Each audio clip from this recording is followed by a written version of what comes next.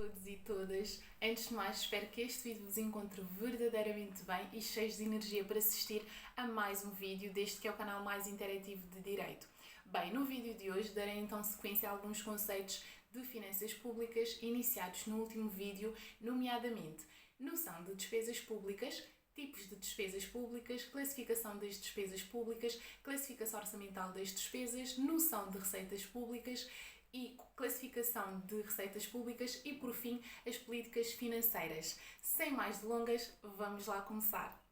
Bem, quanto ao primeiro ponto, que é a noção de despesas públicas, quando falamos de despesas públicas temos que ter presente que obter e dispor de dinheiros públicos, como afetá-los, distingui-los ou dispensá-los, não é mais do que a realização da receita e da despesa orçamental, já que, ao nível da gestão financeira pública, é esta terminologia, a das receitas e despesas, que está legalmente consagrada. Pode-se então definir despesa pública no seu gasto ou no dispêndio de bens por parte dos entes públicos para criarem ou adquirirem bens ou então prestarem serviços suscetíveis de satisfazer necessidades públicas, elas concretizarem o próprio fim da atividade financeira do Estado, que é a satisfação de necessidades. A evolução e efeitos económicos, como é óbvio, tem de certa forma a natureza económica das despesas e tendo em conta as interfaces entre a economia e as finanças, podemos então falar de três tipos de despesas públicas. Temos então, por um lado, as despesas de investimento, que são as que contribuem para a formação de capital técnico do Estado, a despesa, por outro lado, de funcionamento, que consubstanciam então os gastos necessários ao normal funcionamento da máquina, entre aspas, administrativa. Temos ainda, por outro lado, as despesas em bens e serviços, que são as que asseguram a criação de utilidades através da compra de bens e serviços pelo Estado, enquanto que as despesas de transparências, que são também uma das naturezas das finanças, temos então que se limitam a redistribuir então recursos a novas entidades, quer do setor público, quer do setor privado. Por fim, temos as despesas produtivas que criam então diretamente utilidade e as despesas reprodutivas contribuem assim para o aumento da capacidade produtiva, gerando então utilidades acrescidas, mas no futuro. Agora, quanto à classificação das despesas públicas, temos por um lado as despesas ordinárias, que são as que, com grande verossimilhança, se repetirão, portanto, em todos os períodos financeiros. Por outro lado, as despesas extraordinárias, que são as que não se repetem todos os anos e são difíceis de prever, não se sabendo, portanto, quando voltarão a repetir-se. Por outro lado, temos as despesas correntes, que são as que o Estado faz durante um período financeiro em bens consumíveis ou que vão traduzir na compra de bens consumíveis. Temos ainda as despesas de capital, dentro deste grupo, que são as realizadas em bens duradouros e no reembolso de empréstimos.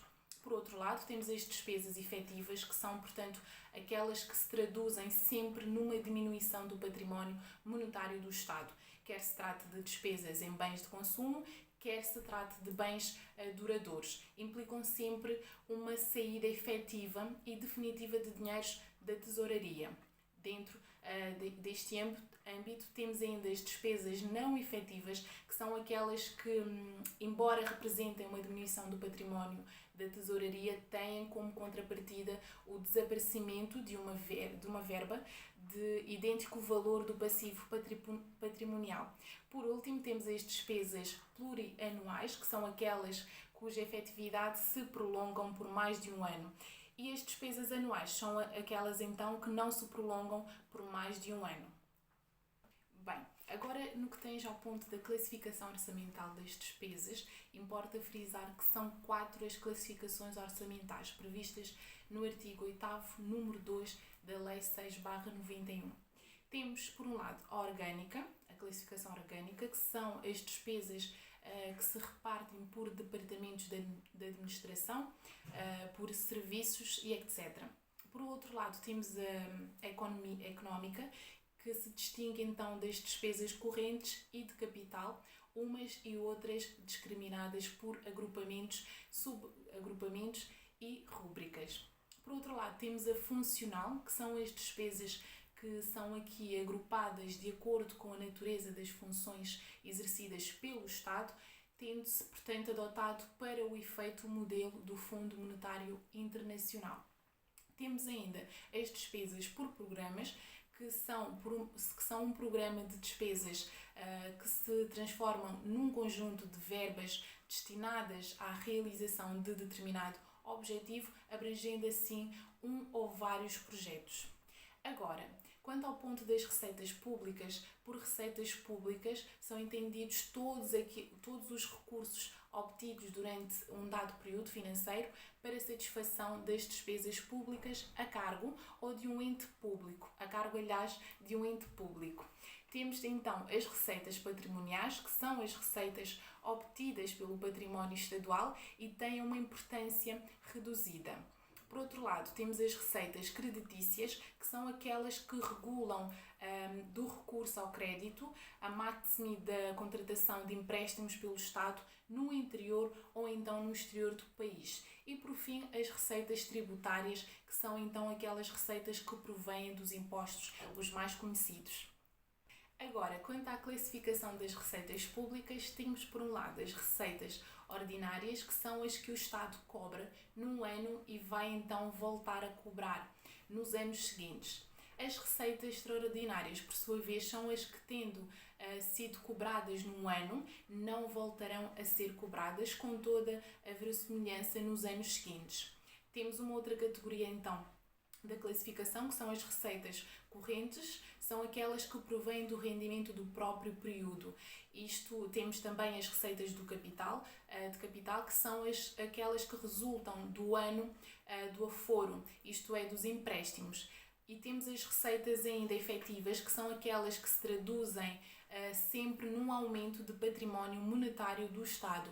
Temos como exemplo os impostos, as taxas. Temos ainda as receitas não efetivas, que são aquelas que, aumentando o património monetário do Estado, no momento do ingresso das verbas na tesouraria, acarretam, portanto, simultaneamente um aumento do passivo do seu património, gerando assim uma dívida a pagar em momento ulterior ao da arrecadação, isto é, das receitas creditícias resultantes então de empréstimos. Temos ainda uma outra categoria, que são as receitas obrigatórias, que são aquelas que são percebidas pelo Estado em virtude de obrigações impostas aos cidadãos pela lei, e são então aquelas cujo montante é fixado por via de autoridade.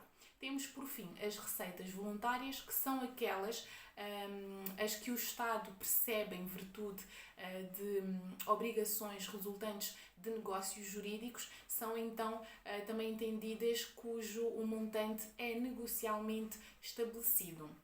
Agora, quanto ao último ponto deste vídeo, que é a classificação orçamental das receitas, há apenas uma classificação orçamental, no fundo, que é a económica.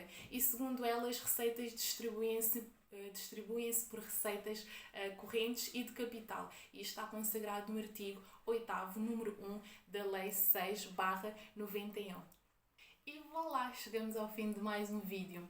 Muito obrigada por estarem desse lado. Já sabem, subscrevam o canal e ativem o sininho se ainda não o fizeram, de forma a estarem por dentro do mundo jurídico. Vemo-nos no próximo vídeo. Fiquem bem!